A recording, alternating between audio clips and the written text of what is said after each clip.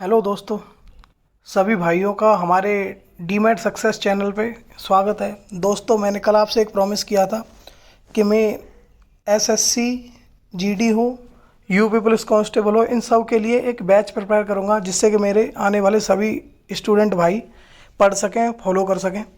उसके लिए मैं हिंदी स्टार्ट कर रहा हूँ आज से, और हिंदी का मैं पहला चैप्टर आपके सामने लेके आया हूँ। दोस्तों, हमारा पहला चैप्टर है आज हिंदी भाषा का परिचय। इसमें हम हिंदी का इतिहास, हिंदी कैसे बनी, संस्कृत भाषा, आदि भाषा संस्कृत से कैसे धीरे धीरे परिवर्तन होते होते हिंदी भाषा बनी, कौन से क्षेत्र में हिंदी भाषा बोली जाती है, कौन सी हिंदी की बोलियाँ कौन सी हैं, उपबोलियाँ कौन सी हैं, इन सभी को आज हम इसमें समझेंगे। दोस्तों, इस सब को शुरू करने से पहले मैं आपको एक बात बता दूं। मैं अपने एक्सपीरियंस से, अपनी स्टडी से, अपने लेवल से जो भी हिंदी में पढ़ाऊंगा आपको, वो वन लाइनर, जो कोई भी एग्ज़ाम हो, चाहे यूपी पुलिस का हो, कांस्टेबल का, मैं बेस यूपी पुलिस कांस्टेबल को ही बना के चलूँगा। यूपीएसआई हो, वीडियो हो, और एसएससी जीडी की नोटिफिकेशन आ गई है आज, एसएससी जीडी का हो, इन पेपर में से किसी में भी हिंदी का कोई क्वेश्चन छूटेगा नहीं। और एक महीने के अंदर अंदर मैं ये हर हालत में ख़त्म कर दूंगा। कोई भी दिन मिस नहीं करूंगा, चाहे संडे हो या मंडे हो। आप सिर्फ जो मैं पढ़ाऊँ बस वही फॉलो करते रहना। और बहुत ज़्यादा स्टैंडर्ड वीडियो बनाने के लिए मेरे पास सोर्सेस अवेलेबल नहीं है, तो वो भी मैं नहीं बना पाऊँगा। लेकिन जैसे भी मैं बनाऊँगा, जो भी मैं बोलूँगा, उतना ही अगर कोई भाई मुझे फॉलो कर लेगा तो इसमें से कुछ भी नहीं छूटेगा। इतना मेरा विश्वास है और मेरी गारंटी है। बस इस विश्वास को बनाते हुए आप बस इसको फॉलो करते रहना, कोई भी पॉइंट छूटेगा नहीं। चलिए दोस्तों, शुरू करते हैं हिंदी भाषा को। देखिए, हिंदी भाषा की हमारी लिपि है देवनागरी लिपि। अब इसके बाद हम शुरू करेंगे हिंदी भाषा बनी कैसे, किस किस भाषा से बदल बदल के, परिवर्तन हो के समय के हिसाब से हिंदी भाषा बनी।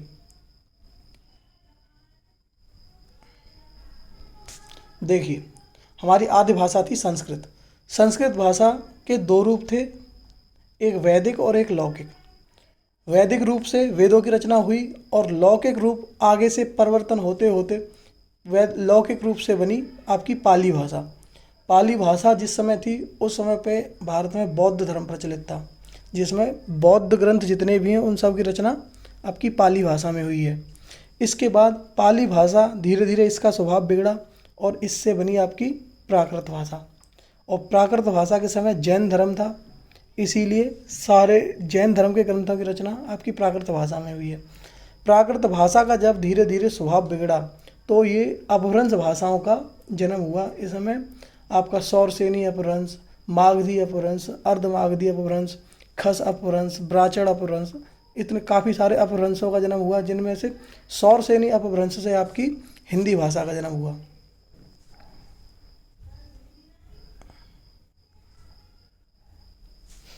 ये देखिए, और ये जो सौरसेनी भाषा थी, ये मथुरा के आसपास का क्षेत्र था, इसीलिए ये ब्रज भाषा इस भाषा से बनी। जो मथुरा की ब्रज भाषा है वो सौरसेनी अपभ्रंश की और पश्चिमी हिंदी क्षेत्र की भाषा है।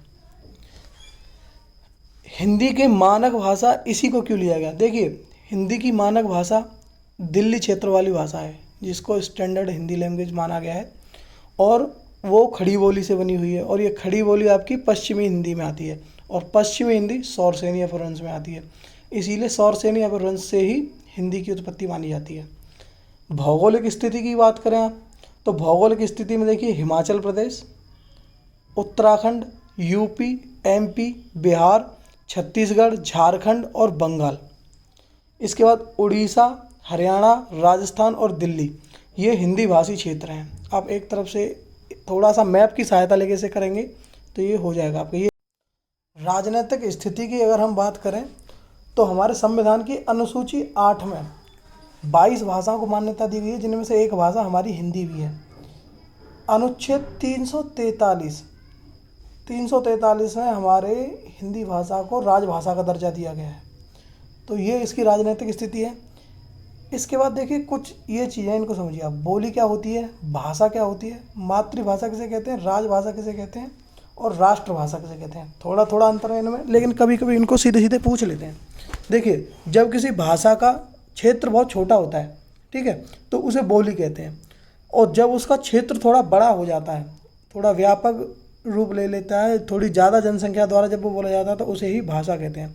भाषा और बोली ये दोनों एक ही चीज़ है, बस इनमें क्षेत्र का अंतर है, एक का क्षेत्र थोड़ा छोटा होता है और एक का क्षेत्र थोड़ा बड़ा है। मातृभाषा क्या है? मातृभाषा वह भाषा है जिसे बच्चा अपने माँ से सीखता है। माँ का मतलब यहाँ पे सिर्फ माँ से नहीं, माँ से, परिवार से, समाज से, अपने से जिस भाषा को सीखता है उसे हम मातृभाषा कहते हैं। राजभाषा, सरकार, शासन, प्रशासन अपने प्रशासन के लिए जिस भाषा को अपने राज्य भाषा का दर्जा देता है उसे राजभाषा कहा जाता है। एक मिनट, ठीक है। तो जो भी राज्य हो, सरकार हो, जो अपनी किसी भी प्रशासन की कामकाज की भाषा को राजभाषा घोषित कर सकते हैं, तो हमारी राजभाषा हिंदी है। इसके बाद राष्ट्रीय भाषा, जब किसी देश द्वारा अधिकांश रूप से आधे से ज़्यादा हिस्से द्वारा जो कोई भाषा बोली जाती है उसे राष्ट्रीय भाषा कहा जाता है और इसका दर्जा सरकार द्वारा दिया जाता है। हमारे भारत में किसी भी भाषा को राष्ट्रभाषा का दर्जा नहीं दिया गया है, कोई भी भाषा हमारी राष्ट्रभाषा नहीं है और राजभाषा हमारी हिंदी है। देखिए अपभ्रंशों की बात करेंगे।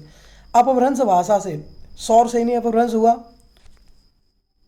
आपका अर्धमागधी अपभ्रंश हुआ, मागधी अपभ्रंश हुआ, खसा अपभ्रंश हुआ, महाराष्ट्रीय अपभ्रंश हुआ, ब्राह्मण अपभ्रंश, पैशाची अपभ्रंश।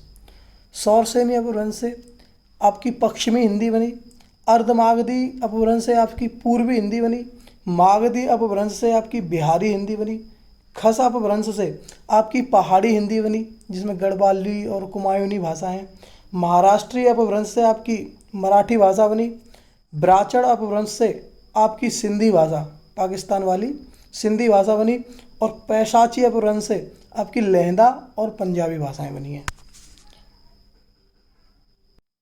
देखिए दोस्तों, ये हमारे प्यारे भारत का मैप है। नीचे से तो मैं बहुत अच्छा बना लेता हूँ, ऊपर वाला मैंने खुला छोड़ दिया क्योंकि ज़रूरत भी नहीं थी और बन भी नहीं पाया अच्छा।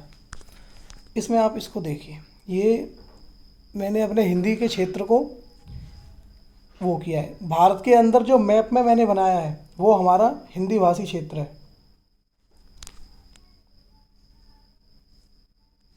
ये देखिए, ये जो एरिया है ये हमारा, ये इतना हमारा हिंदी भाषी क्षेत्र है। इसमें देखिए, ये भोजपुरी, मैथिली और मगही ये आपकी बिहारी हिंदी का क्षेत्र है। अवधी, बघेली, छत्तीसगढ़ी ये आपकी पूर्वी हिंदी का क्षेत्र हो गया। बुंदेली, ब्रजभाषा, खड़ी बोली, ये हरियाणवी कहो या इसे बांगरू भाषा कहो, ये आपका सौरसेनी अपभ्रंश का क्षेत्र हो गया। और पहाड़ी हिंदी ये आपका खस अपभ्रंश का क्षेत्र हो गया। इसके बाद ये एरिया देखिए, ये इतना, ये आपका है राजस्थानी हिंदी का। इसमें ये मालावी भाषा है, ये मारवाड़ी है, ये मेवाती, ये जयपुरी, ये ढूंढाड़ प्रदेश की भाषा है और ये भीली भाषा, ये आपका डूंगरपुर बांसवाड़ा वाला क्षेत्र है, ये भीली भाषा, ये आपके हिंदी भाषी क्षेत्र हैं। इसके अलावा ये देखिए, ये पाकिस्तान वाला क्षेत्र वाली सिंधी भाषा, ये आपकी ब्राह्मण अपभ्रंश वाली, ये लहंदा और पंजाबी ये आपके उत्तर पश्चिम वाला क्षेत्र, ये पंजाब वाला क्षेत्र या कश्मीर वाला क्षेत्र कह लीजिए, यहाँ लहंदी और पंजाबी भाषा। नीचे ये देखिए, ये गुजरात वाला एरिया में गुजराती भाषा, ये महाराष्ट्र वाले क्षेत्र की मराठी भाषा, महाराष्ट्रीय अपभ्रंश। गुजराती भाषा आपकी पहले इसकी लिपि देवनागरी थी, लेकिन अब ये कैथी लिपि से मेल जोल ज़्यादा खाती है, तो अब इसकी लिपि कैथी है और पहले इसकी लिपि आपकी ये देवनागरी की थी। मराठी भाषा की लिपि भी आपकी देवनागरी है, ये मैं आगे डीपली में बताऊंगा सबको। देखिए, इससे नीचे ये दक्षिण भारत आ जाता है, ये आंध्र प्रदेश और तेलंगाना वाला हिस्सा है, इसमें ये तेलुगु भाषा है। इधर उड़ीसा वाले हिस्से में उड़िया भाषा है और ये बांग्लादेश और पश्चिम बंगाल वाले एरिया में बांग्ला भाषा है। ऊपर ये आपने पहाड़ी हिंदी, ये खसा अपभ्रंश की भाषा, ये हिंदी भाषी क्षेत्र में आती है। हिंदी भाषी क्षेत्र और ये सब हम अभी डीप में समझेंगे और इसी से मेन क्वेश्चंस बनते हैं, बहुत सारे क्वेश्चन सिर्फ इसी में से बनते हैं। ये मैप मैंने बड़ी मेहनत से बनाया है, लेकिन मैं इतना बड़ा मैप आर्टिस्ट नहीं हूँ कि इसे बहुत अच्छा बना पाता। देखिए दोस्तों, ये मैंने अपनी पूरी हिंदी के क्षेत्र को बांटा है इसमें मैं। सबसे पहले पश्चिमी हिंदी। पश्चिमी हिंदी का क्षेत्र है अब आपकी, देखिए, बुंदेली भाषा, कन्नौजी भाषा, ब्रज भाषा, खड़ी बोली। खड़ी बोली को ही कौरवी भाषा भी कहते हैं, कौरवी भाषा, और हरियाणवी कहो या बांगरू भाषा कहो, ये आपके हैं पश्चिमी हिंदी की भाषाएं हैं। ठीक है। इसके बाद पूर्वी हिंदी। पूर्वी हिंदी में आपकी अवधी, बघेली और छत्तीसगढ़ी। ये देखिए, अवधी, बघेली और छत्तीसगढ़ी, ये पूर्वी हिंदी है। और आपकी ये हरियाणवी, खड़ी बोली, ब्रजभाषा, बुंदेली, यहीं पे आपकी कन्नौजी, ये सभी भाषाएं क्या हैं, ये सब आपकी पश्चिमी हिंदी की थी। तो ये पश्चिमी हिंदी और पूर्वी हिंदी, ये इतना क्षेत्र हो गया।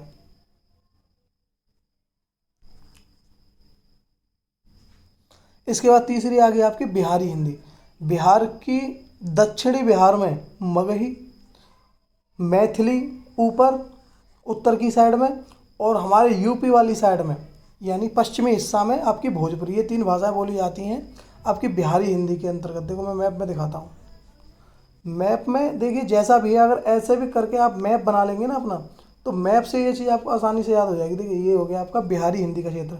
भोजपुरी हमारी ये यूपी वाली साइड में, यूपी का बॉर्डर और बिहार के बॉर्डर पे भोजपुरी बोली जाती है।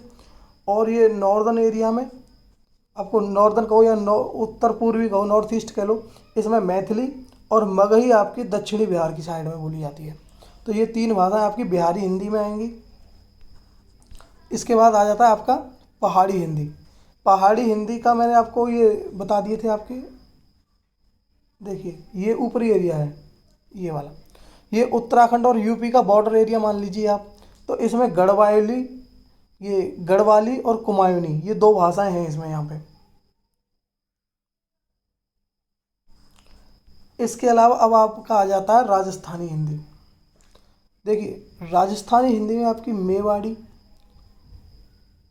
मेवाती, हाड़ौती और मारवाड़ी, ये भाषा आ जाती हैं। इसके अलावा मालावी भाषा जो कि मध्य प्रदेश में है, ये भी आपकी राजस्थानी हिंदी के अंदर आती है। देखो अभी मैं आपको मैप में दिखाता हूँ, ठीक है। ये देखिए इसमें ये मेवाती, जयपुरी, मारवाड़ी, भीली, मालावी, ये भाषाएं हैं। ये आपका राजस्थानी हिंदी का क्षेत्र है ये वाला, ठीक है। मालावी जब इसकी क्षेत्र पूछा जाएगा तो इसका क्षेत्र या तो राजस्थानी हिंदी या फिर ये मध्य प्रदेश वाला क्षेत्र है जहाँ पे ये मालावी भाषा बोली जाती है। ये भीली भाषा, ये दक्षिणी राजस्थान में आपका डूंगरपुर, बांसवाड़ा, इस क्षेत्र में बोली जाती है। देखिए आपको एक चीज़ समझाता हूँ इसमें, राजस्थान की और भी भाषा है। राजस्थान का ये पूर्वी हिस्सा, इसमें आपकी जयपुरी हो या ढूंढाड़ी हो, ये ढूंढाड़ प्रदेश के नाम से ही जाना जाता था पहले, तो वो इसी हिस्से में बोली जाती है। यहीं पे आपके कोटा, बूंदी, झालावाड़, सवाई माधोपुर, इनमें बोली जाती है आपकी हाड़ौती भाषा। तो हाड़ौती का भी क्षेत्र पूछेंगे तो आपका ये पूर्वी राजस्थान, हाड़ौती हो या ढूंढाड़ी हो, दोनों का क्षेत्र यही है। देखिए ये है मारवाड़ी, मारवाड़ी का क्षेत्र आपका पश्चिमी राजस्थान का है, ठीक है। इसके बाद मेवाड़ी, ये नीचे वाला हिस्सा जहाँ पे चित्तौड़गढ़ है, ये आपका मेवाड़ क्षेत्र है। तो मेवाड़ी भाषा होगी तो यहाँ, और अगर मेवाती भाषा पूछी जाएगी तो मेवाती भाषा अलग है और मेवाड़ी भाषा अलग है। देखिए मेवाती भाषा का क्षेत्र था, देखिए ये कौन सा, मेवात क्षेत्र में आता है आपका अलवर, गुड़गांव, ये वाला हिस्सा, यानी हरियाणा और राजस्थान का बॉर्डर, ये वाला आपका आता है मेवाती। तो ये मेवाती लैंग्वेज का क्षेत्र है। मैप में आपको अगर ये चीज़ अपने दिमाग में सेट कर ली तो आप इनको भूलेंगे नहीं। वैसे अगर आप इनको सीधे सीधे याद करेंगे तो भूल जाएंगे। मेवाती का क्षेत्र, ढूंढाड़ी का क्षेत्र, हाड़ौती का क्षेत्र, ये भीली या मेवाड़ी का क्षेत्र, ये मारवाड़ी क्षेत्र, ये राजस्थान की हैं मेनली लैंग्वेज। होप कि आप इनको समझ गए होंगे भाई, ज़्यादा इनमें टाइम देना ठीक नहीं है। आगे बढ़ते हैं, ठीक है। ये पांचों हो गई आपकी। अब कुछ इनमें भाषा हैं जो पर्सनली मैंने नोट कर ली हैं। देखिए खड़ी बोली, एक मिनट,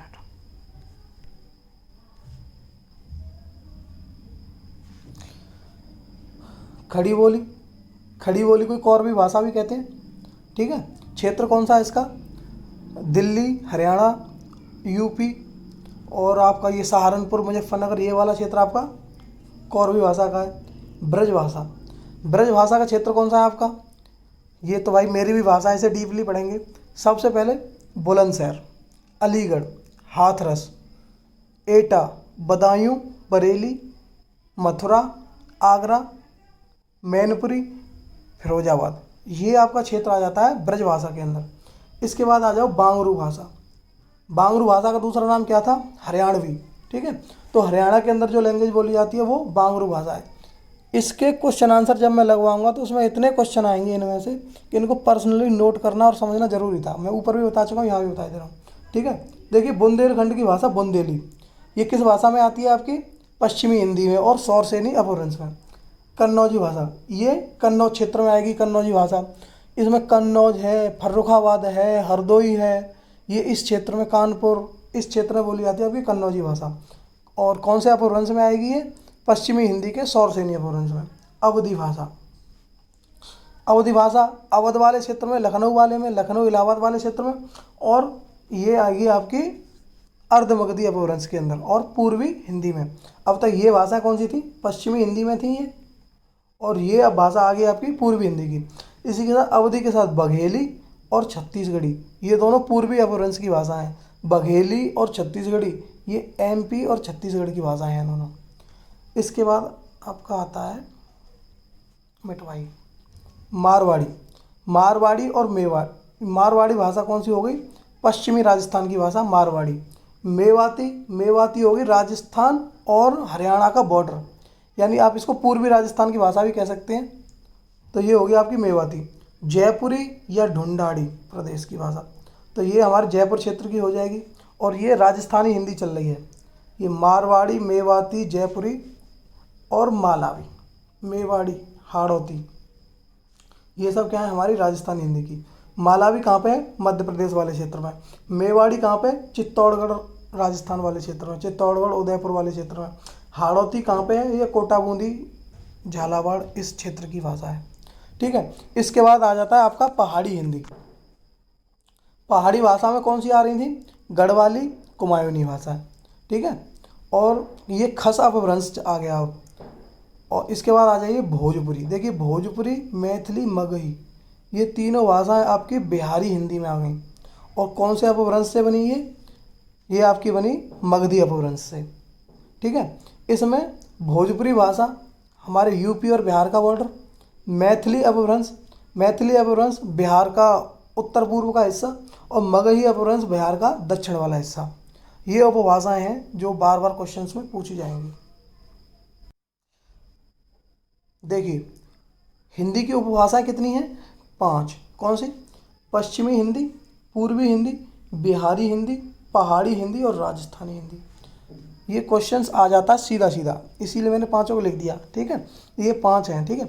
इनमें देखिए, पश्चिमी हिंदी सौरसेनी अपभ्रंश से है, पूर्वी हिंदी अर्धमगधी अपभ्रंश से है, बिहारी हिंदी मगधी अपभ्रंश से है, पहाड़ी हिंदी खस अपभ्रंश से है, और राजस्थानी हिंदी सौरसेनी अपभ्रंश से है, ठीक है। ये 5 आ गए।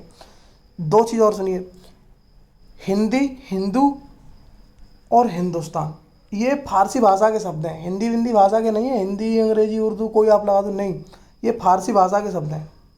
और सबसे पहले हिंदी शब्द का प्रयोग भारतवासियों के लिए, हिंदी शब्द का प्रयोग ये ईरानियों द्वारा और भारत के मुसलमानों द्वारा किया गया था, ठीक है। इनको देख लीजिए, कुछ भारत की भाषाएं और उनकी लिपियों के बारे में बता रहा हूँ आपको। सबसे पहले पंजाबी, पंजाबी की लिपि गुरमुखी लिपि है। सिंधी पाकिस्तानी भाषा, ये इसकी लिपि है अरबी। गुजराती भाषा, इसकी मैंने अभी भी बताया था आपको थोड़ी देर पहले, देवनागरी लिपि थी 12वीं शताब्दी तक, लेकिन अब ये थोड़ी थोड़ी कैथी लिपि से लिख के जैसे लिखने लगे, तो इसकी कैथी लिपि से ये ज़्यादा अब सामने खाती है। मराठी, इसमें सबसे ज़्यादा पेपर में यही क्वेश्चन आता है और आदमी इसे गलत भी करता है, क्योंकि हम ये सोच लेते हैं कि महाराष्ट्र साइड की होगी तो इसमें देवनागरी का तो कोई इससे रिलेशन नहीं हो, नहीं, इसकी लिपि देवनागरी है, ठीक है। बांग्ला भाषा, बांग्ला भाषा की लिपि हिंदी से मिलती जुलती है। आप देखना, मराठी को देख लेना या बांग्ला को देख लेना, इनके जितने भी वर्ड्स हैं वो हिंदी के जैसे होंगे, आप पढ़ तो पाओगे बस समझ नहीं पाओगे, क्योंकि उनके मीनिंग अलग है, मतलब अलग है, ठीक है। तो बांग्ला की भी लिपि बिल्कुल लगभग सेम सी है, हिंदी अपनी देवनागरी लिपि से मिलती जुलती है, ठीक है। इसीलिए इस लिपि को बांग्ला लिपि कहा जाता है, लेकिन ये अपनी देवनागरी से बहुत ज़्यादा मिलती है। असमी, असमी की लिपि भी वही बांग्ला लिपि है, ठीक है, थोड़ा बांग्ला लिपि में चेंज करके इन्होंने अपनी लिपि बनाई है। उड़िया, उड़िया लिपि वही देवनागरी से मिलती जुलती लिपि है। ये सब हिंदी भाषी क्षेत्रों की लिपि सेम सी है लगभग। नेपाली भाषा की लिपि भी देवनागरी है आपकी। अच्छा, इसके बाद आप ये देखिए, आपको दो भाषा परिवार पढ़ने होंगे, एक तो भारोपीय भाषा परिवार और एक द्रविड़ भाषा परिवार। द्रविड़ भाषा परिवार की चार भाषाएं हैं, तेलुगु, तमिल, मलयालम और कन्नड़। तेलुगु आपकी आंध्र प्रदेश की भाषा हो गई, तमिल आपकी तमिलनाडु की भाषा हो गई, मलयालम आपकी केरल की भाषा है और कन्नड़ आपकी कर्नाटक की भाषा है। ये चारों भाषाएं आपकी दक्षिण भारत में हमारे में बोली जाती हैं। क्वेश्चन आपका ये आएगा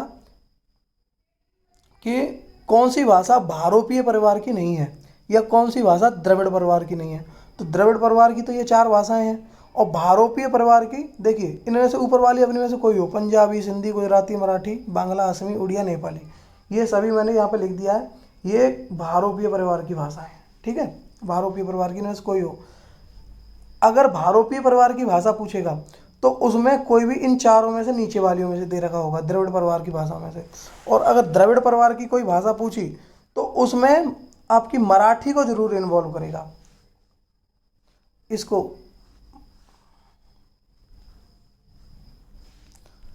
मराठी को जरूर इन्वॉल्व करेगा, क्योंकि स्टूडेंट क्या होता है, मराठी के नाम पे वो दक्षिण भारत की भाषा समझ लेता है इसे, लेकिन इसकी लिपि देवनागरी है और ये भारोपीय परिवार की भाषा है। तो देखिए भारोपीय परिवार की भाषाओं में ये भाषाएं हैं, अब अंग्रेजी, रूसी, जर्मन, फ्रांसीसी, पुर्तगाली, इतालवी, फारसी, हिंदी, बांग्ला, गुजराती और मराठी, ये भारोपीय परिवार की भाषाएं हैं। मोस्टली इनमें से जो बच जाती हैं वो बस यही चार भाषाएं हैं, तेलुगु, तमिल, मलयालम और कन्नड़। अब इसके बाद हिंदी में हिंदी के इतिहास और हिंदी की लिपि, इस सब से रिलेटेड कोई ऐसा क्वेश्चन नहीं बचता जो रह जाए। अब हमें करना क्या है, इसको पढ़ने के बाद हमें क्वेश्चन आंसर्स लगाने हैं इसके। तो इसके बाद मैं एक क्वेश्चन आंसर्स की सीरीज डालूंगा, उसे भी ज़रूर आप लोग पढ़ लीजिएगा, ठीक है। थैंक यू भाई। थोड़ा स्टार्टिंग है, वीडियोस में और सुधार करने की कोशिश करेंगे। वीडियो अच्छी लगे तो थोड़ा और सभी स्टूडेंट्स भाई के लिए शेयर करना, यूपी पुलिस कांस्टेबल्स के लिए ये बहुत ही ज़्यादा बेनिफिशियल रहेगी। Thank you and good night.